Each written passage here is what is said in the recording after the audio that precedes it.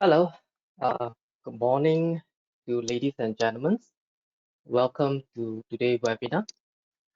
I will be talking about how to protect your hybrid ecosystem. By the way, my name is Lloyd. I'm a solution architect from Veeam Software.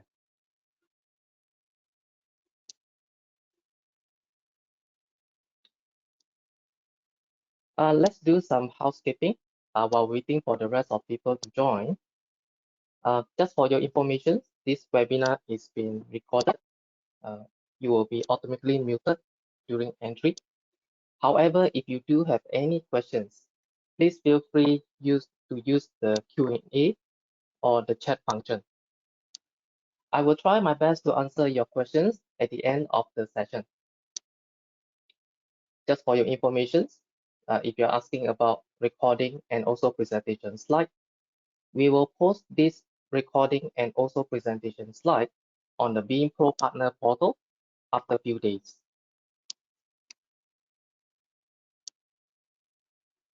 Well, without wasting any more time, let's quickly run through on our today's sessions. The first thing that we are going to look at will be cloud protection trends workload report that we gathered on 2021, and we also updated on 2022. From here, most of the questions that people will ask, it will be which workload are running on the cloud. From here, we can see there's a big shift of changes on normal workload that people use on the cloud. From here, you can see normal workload is represent 55%, and then of course, high priority workload will be 47%. Okay, we do see this trend has been keep increasing during the last 2 years. And not to forget, some people use cloud as a development, which is non-production, or even use it as a secondary site as well for DR.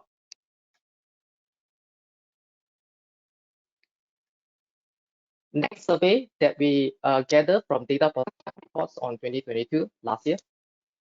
From here, we asked about when should a workload run in the cloud versus on-premise. Okay, so from here, the key drivers that we can see is most of the time is the cost. Okay, when you run your workload on the cloud, it can be cost effective, right? It can be expensive or it can be cheaper as well. So we do suggest for those customers, when you want to move your workload to the cloud, it will be better that you do a TCO cost calculation. And you can also leveraging on the calculator which available, which is on the public cloud as well, right? Always do a cost estimations before you move your workload to the cloud. The next thing that we look at will be lift and shift. That means customers running their workload on the cloud. They also looking into workload running on-prem. They're also looking into the workload moving to the cloud as well. The second considerations when they want to move to the cloud is security. Okay, a lot of perspectives saying that it's less secure, but one thing that you need to understand is cloud can be also be secure environment as well. When you want to move your workload to the cloud, we do advise you to do a separations of your management and data. Okay, whatever things that you build on-premise, you also need to build the same infrastructures on the cloud as well. Always do a separation of your management and also data as well. Then when we drill down to look down on the list, right, from here we can see that the cloud is easy to use and also easy to manage as well. And not to forget, sometimes they also easy to scale the infrastructure without waiting for the hardware delivery. All right. Next report, when we look into the percentage of workload which is running on hybrid environments from 2020 until 2024. From here, we can see that the physical server workload will decline when time passes by. And then for virtual machines, the growth will be stagnant. Okay. And then one thing that quite surprised that we can see for the past few years, that public cloud has taken a lot of people moving to public cloud, and there's a big swing that people will consume more and use it when time pass by.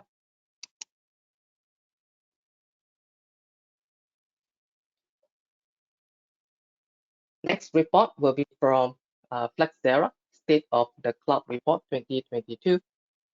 From here, we're able to see that private cloud, it only represents 4%, okay? And customers moving 100% to public cloud is only represents 16%.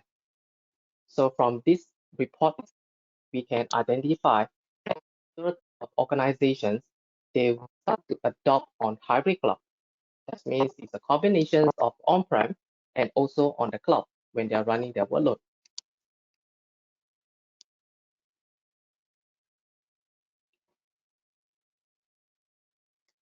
Well, the next thing that you probably will look into will be some key considerations. When should you move to public cloud and when should you use private cloud? All right, there are a few considerations that you need to look at. So let's have a quick look on public cloud. The first one will be flexibility. All right. So when we look into, for example, AWS, they do provide more than 200 plus services, which allow you to create a virtual machines, for example, EC2, S3, and even allow you to use their managed service, which is RVS as well, right? Second will be speed, all right? When you are using public cloud, you can easily, quickly provisioning your cloud workload without waiting for hardware delivery. As what we understand right now in the market right now, there's a global shortage of chip as well. And when you want to order a hardware, most of the times you need to wait a long period of time. The third one will be elasticity. Okay, you don't need to pay extra when you want to use the resources. Okay, that means you don't need to pay right now. Okay, to use for your resources. You can easily scale up and down according to the workload that you're running on the cloud, right? And last but not least, resiliency. Those public cloud do provide 9, ensure high availability of services and also your data on the public cloud. Now let's have a quick look on private cloud. Why people prefer private cloud? First and foremost is because they are looking into high performance. Okay, some workloads do require a very extensive or even high performance of the storages or even hardware as well, right? Second is due to data severity. Okay, some data cannot be out from the country due to country or the company regulations, especially for governments. Okay, so that's why if you don't have the data center which is not located, for example, in Malaysia, right? So most customers, some of them which have data sovereignty, they will not put into public cloud. The third one will be control. The reason why they look into private cloud is because the customers want a full control, right? That means they want to own everything and they would like to control the whole entire resources as well. And last but not least, governance. Customers would like to have a strong oversight on the workload that they create and also to monitor the resource utilization as well. Well, this is some of the key points why they should look into different cloud as well.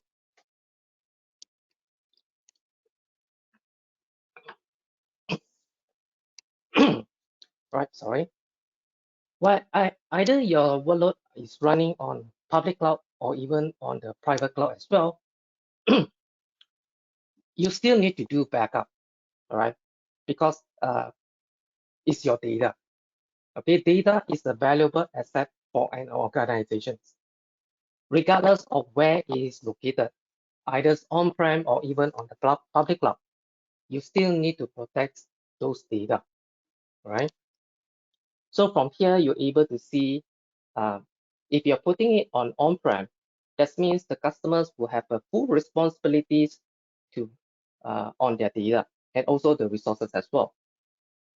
when you look into moving into public cloud, for example, infrastructure as a service, all right?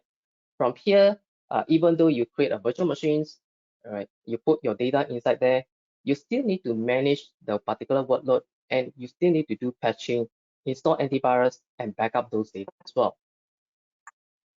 Then the next thing will be, how about consume on the managed service? For example, platform as a service or even software as a service, all right? Even though those providers, they do provide the services, but when you put your data inside there, it's still your responsibilities to protect those workloads, right? So this is just an example from Microsoft side, but if you are using AWS or even to GCP as well, right, the rules are still applying.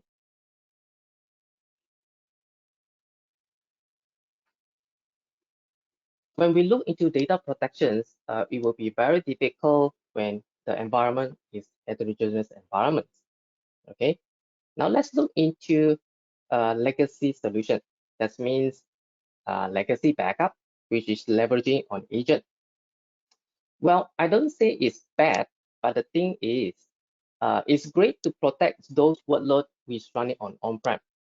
But when you are moving to the cloud, well, you still can use agent, okay, for infrastructure as a service. But the thing is, when you're running platform as a service or even software as a service, you will not be able to install agent, right? Second is platform native. Platform native means those hyperscaler cloud, they do provide the native backup. But one thing that you need to understand is those particular platform native, they only protect their own cloud. All right, they will not be able to protect on different hyperscaler cloud. All right, the next thing will be if you're talking about moving your data to another hyperscaler cloud, it will be very difficult. So this is the problem on heterogeneous environments. So this is where Veeam come into pictures, right, to protect your heterogeneous environment. Okay, everyone know about our core products, Veeam Backup and Replication. It's a very good product to protect VMware workload, physical, and even on the NAS backup as well. And not to forget, we do have what we call cloud native backup as well, okay, to protect AWS, Azure, and GCP, right? If you want to manage it, we can also allow you to have what we call central management, which you can manage it from a single console. Next will be cloud mobility, right? Whatever things that you back up using Veeam, you can easily move your backup data from on-premise to the public cloud. You can also move from public cloud back to on-premise as well, right? Let's look into ransomware protections, all right? This is the most famous topic that a lot of people ask. Veeam do provide ransomware protections, whereby you can set up a Linux hardened repo on premise, right, to protect those backup data. And then the backup data that you tiers to object storage, you can even enable immutable as well. At this moment, Veeam support immutable on AWS S3 object storage. Lastly, if some customers, if you would like to use cloud as a DR, right, and you would like to do migration as well, Veeam do allow you to do that as well.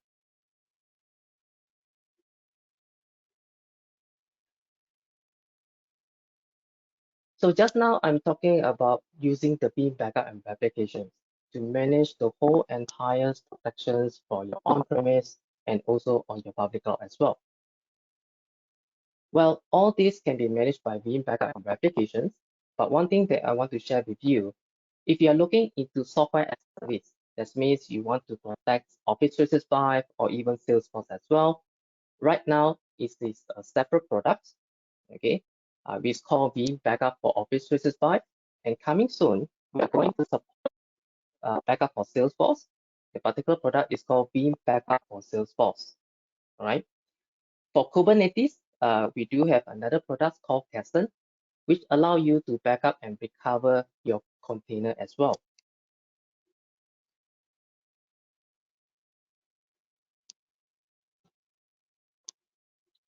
Let's move on to drill down to look more details, right? The first one is we are going to look in terms of backup target, whereby you would like to use cloud to store your backup and also for archiving as well. Just to share with you, Veeam support major hyperscaler cloud. That means you can leverage it on AWS, Azure, and also Google Cloud as well. Okay, you can store your backup data into object storage as well. When you put your backup data into object storage, it's a very good for backup target. All right, you can easily scale the object storage because object storage provide an infinity storages as well. So it's easy to scale. The next thing will be, how about easy for you to move your data to the cloud? Veeam do provide intelligence and automated way of making a copy of your backup data from on-premise to the cloud, right? And last but not least, uh, if you want to use cloud to store your backup data for long-term archiving, that means for monthly and yearly, we also allow you to do that as well, right? We allow you to store into, for example, S3. We support S3 Glacier or even the archive as well. So this will lower down your cost to store your backup data. Let's look into another scenario, ransomware protections. When we look into ransomware protections, you need to always follow the best practice rule. It's called 3-2-1 rule. You need to make sure that you have 3 copies of your backup data. 2 of them are stored into different media, and 1 of them must be offsite. Okay. On top of that, Veeam add 1 and 0. Okay. 1 means immutable. That means your backup data we do provide immutable. And 0 is 0 error. That means whatever things that you backup by Veeam, we do provide backup verifications. Okay. As what I just mentioned just now, okay, for on-premise, if you want to have immutable backup data, we do recommend you to set up a Linux hardened repo, right? And then to store your backup data into object storage, if you would like to have immutable, at this moment, we only support AWS S3. The next thing that you're going to look at will be data separations, all right? As what we just mentioned, make sure that you follow the 3-2-1 rule, all right? Don't just keep your backup data into one location. You can also use Veeam to replicate your backup data to DR, okay, to keep it offsite. In case of any disaster happen on primary side, you still can take your data from the DR side to recover your data, right? If you would like to prevent unauthorized access, all right, just want to share with you in our upcoming new release V12, we are going to have a feature called multi-factor authentications, okay? So before the user access to the Veeam console, they will prompt for MFA. So once they have entered the MFA code, they will be able to access to the console, right? So this is the few of the new enhancements that we added in as well. And not to forget, we do provide stage restore and secure restore. Stage restore means you would like to do a testing on the sandbox, okay? Isolated environments, we allow you to do that, right? And then once you have tested your all your things inside the sandbox, if you would like to migrate to productions, these particular features allow you to do that as well, okay? And last but not least, if you're talking about how secure of your backup data when you're doing restoration, so we do have what we call secure restore. We have an integration with 4 main antivirus. Okay, the main antivirus that we can support will be Windows Defender, ESET, Symantec, and Kaspersky. Okay, how about other antivirus? Okay, as long as those antivirus that can support command line, we able to integrate with this antivirus. Okay, so before you perform restorations, we will do a scanning. Okay, once we detect there's a virus, right, you do have an options to abort restoration or restore entire VM without connect the network. So once you have restored the entire VM without connect to networks, as an administrator, you can inject the removal tool to remove the virus first, okay, in case the primary antivirus was not able to remove the virus, right? So once you have removed that particular virus, then operators can decide to attach to the network, right? So this is the few capability that we added in for ransomware protections. Let's move into another scenario, using it as a DR, migration, and also for modernization as well, right? First thing, we allow you to do a direct restore to cloud. That means whatever things that you back up on premise, you can now restore to public cloud. Okay, we do support AWS, Azure, and GCP, right? By using wizard, all right? So you just follow the wizard, follow the step-by-step guide, and then at the end of the wizard, we will start to do conversion, all right? Once we have do the conversion, then we will restore as a virtual machines on the public cloud. Next will be VMware Cloud. Okay, for those of you who prefer to have the same feel and look experience on on-premise, right? You can also set up a VMware Cloud on those public cloud. So once you have set up the VMware Cloud, then the next thing is you can also use Veeam to do backup. You can do recovery, and you can also do VM replications. Okay, from on-premise, you replicate to VMware Cloud. In case of any disasters, you can perform failover and fallback as well. Right? The third one will be some customers would like to use for migrating from on-premise to the cloud. Okay, so you can also use Veeam to do migrations, right, of your workload from on-premise to the cloud. Right. Lastly, some of you, due to data severity, okay, you cannot use the public cloud. Just want to share with you, we do have a local service provider using Veeam technology. They do provide a service called DR as a service. So you can replicate your virtual machines to their data centers. In case of anything wrong, you can perform failover and fallback.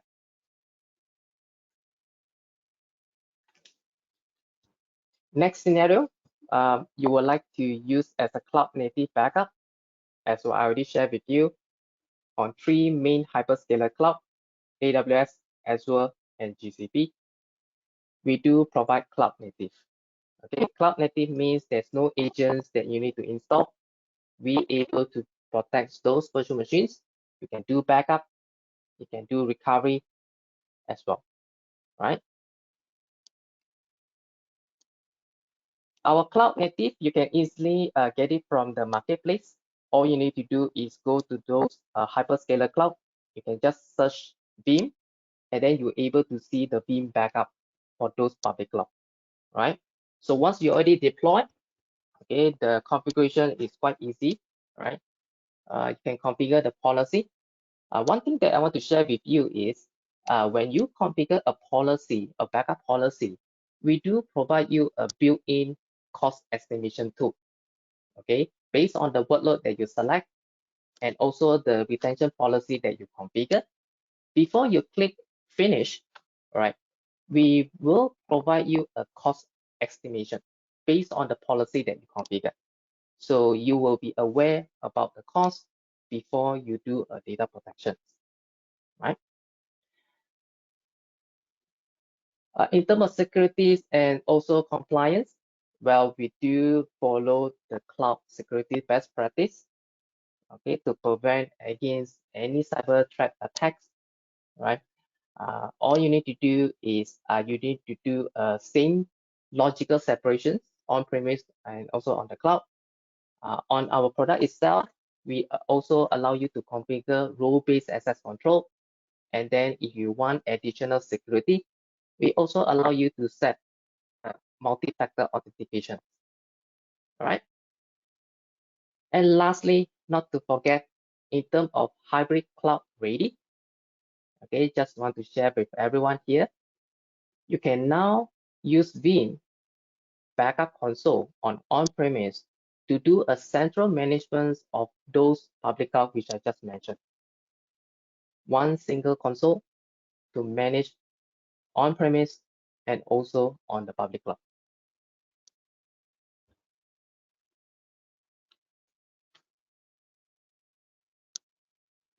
Well, let's look into the last scenario, cloud mobility, right? You can easily use Veeam to move your workload from on-premise to the cloud.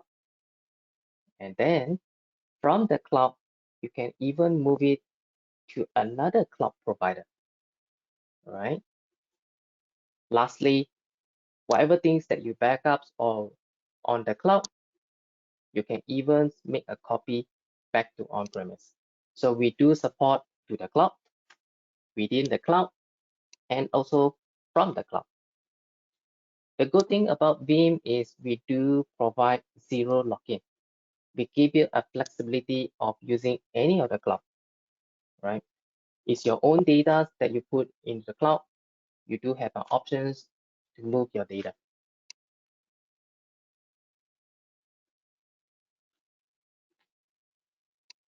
Now let's tie the whole entire things for the hybrid cloud.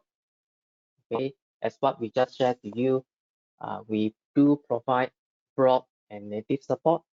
Okay, purpose build the solutions to cater for your needs. All right. Even though we do provide a cloud native to protect those workloads, right? If you plan to use agents, okay, on the virtual machines, you can also use Veeam to do that as well. All right. So we give you that kind of flexibility.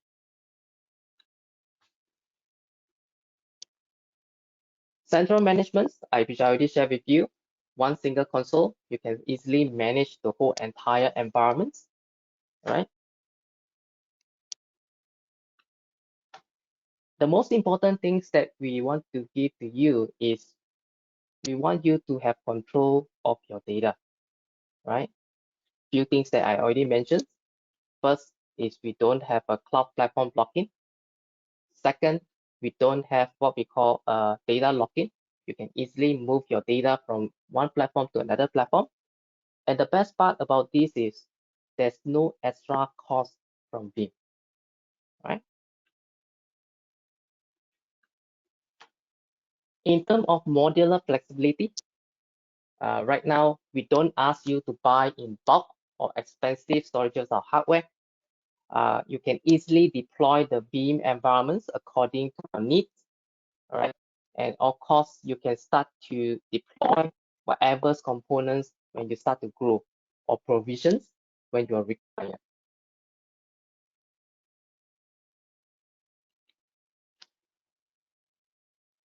Well, let's have a quick look on V12. Okay, this is the new release that we're going to release soon, right? Some of the new capability will be, first and foremost, we allow you to back up directly to object storage. Okay, right now, the current Veeam versions, when you want to do backup, we only allow you to back up to local storage before you tiers to object storage. So in V12, without storages on on-premise, we give you a flexibility to put your backup data into object storage without a local repo storage. So this scenario is very good for front office, satellite office, or even robo office environments, okay, which don't have a data centers, right? And you do not need to invest the storages on-premise. All those workloads you can back up directly to object storage in V12.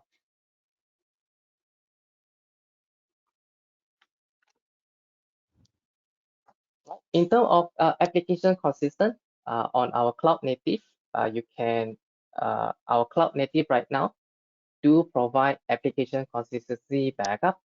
We allow you to inject pre and postscript SQL, okay, pre and postscript as well, right? But one thing that I want to share with you is in V12, we also going to introduce a cloud agent, right? You can deploy a cloud agent to back up those workloads, and you can have application consistency.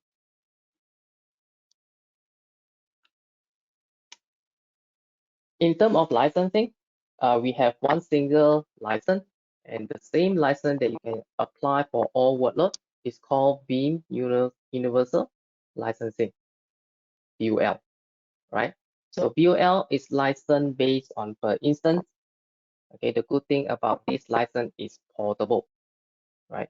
Portable means that in case you protect your workload on-premise, after that 6 months later, you decided to move to the cloud, you can use the same licensing on the cloud. In terms of our commitments to the customers, all right, to cater for heterogeneous environments, we provide the same license which allow you to be used, and the license is portable. You can use it on-premise, private cloud, and also on the public cloud as well. So this is an example of the workload that you can use for VUL, right? One thing that I want to share with you, for software as a service and also for Kubernetes, we do have a different licensing.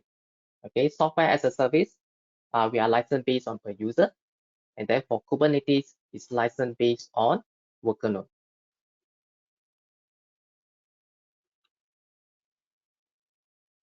So what is the key benefit of using VUL?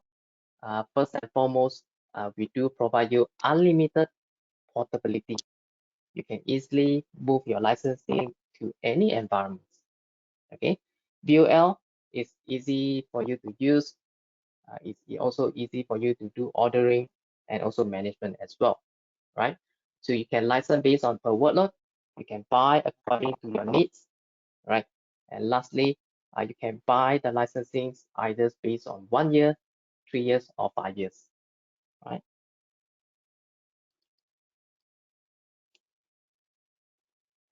So just to recap, it's license based on per workload for VUL. Okay, there's no lock-in. So let's say if you decided on unsatisfied with Veeam products, right? You can decide not to renew your subscriptions, right? So VUL came with subscriptions, or it can be based on perpetual. So both licensing included with support 24/7. In case of any issue, you can log a case to Veeam support with no additional cost.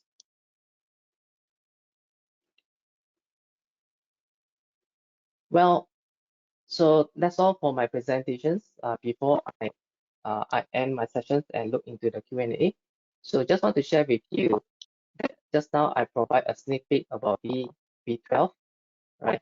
So on November 4, for those on APJ, you can also attend our Veeam On 2022 update, right? So this is the online sessions. You can attend it, okay? You can also register as well to listen about our new features about V12.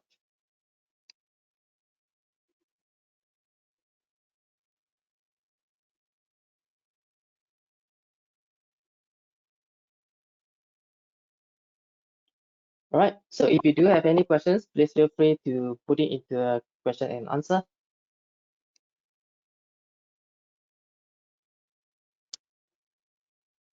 Right, so if no questions, I will end the sessions. Thank you very much and see you next time.